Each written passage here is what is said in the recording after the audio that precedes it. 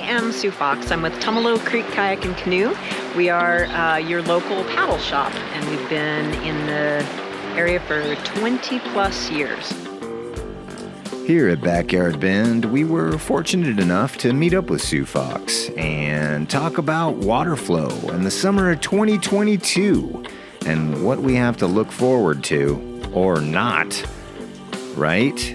This avid whitewater paddleist is full of all kinds of valuable information, and she loves to represent Bend and Tumalo Creek Kayak and Canoe.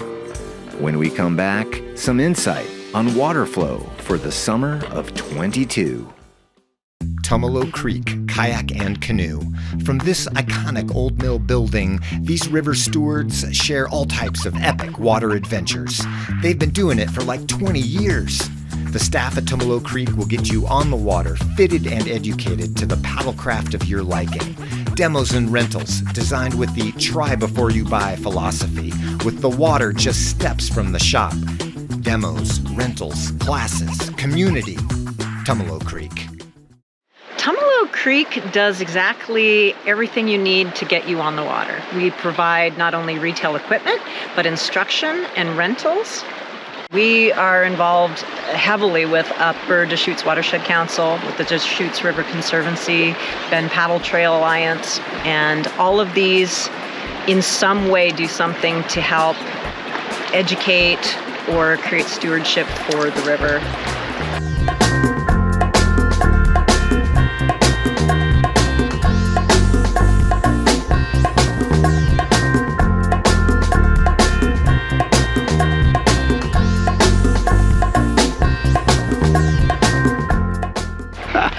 The question I've been getting a lot lately, particularly this week, is the River House Rendezvous Race.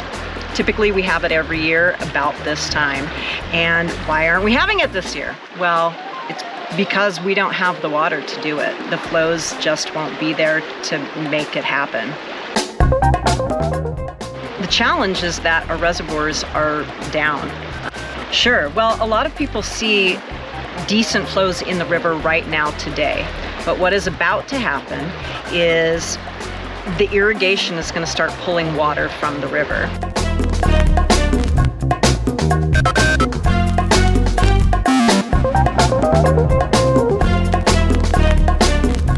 I checked this morning, and today they're estimating about March 28th, they're going to start pulling about 50% of the water out. And that can change by a few days and the level that they will actually pull. But by April 1st, they'll definitely be pulling water for irrigation.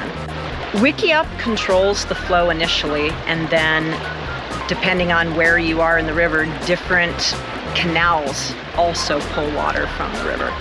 So these flows will be affecting us all as users because the water levels will not be what they normally are this time of year.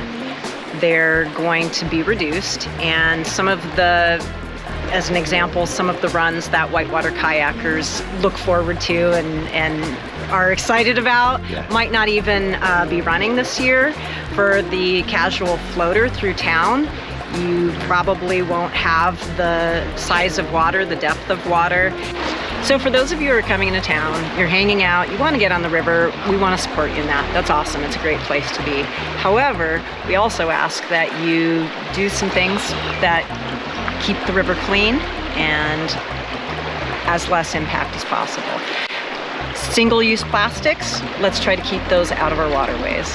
And let's try to tie things on to our equipment so that they're not going to end up in the river eventually.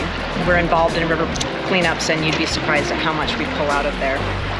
One of the lesser known issues, but very important, is not creating your own pathway down to the river. Please do use the river accesses. We as a team made a pact that we weren't going to use cheap products that eventually end up in the landfill or junk in the river. So please try to buy quality products that you can use season after season.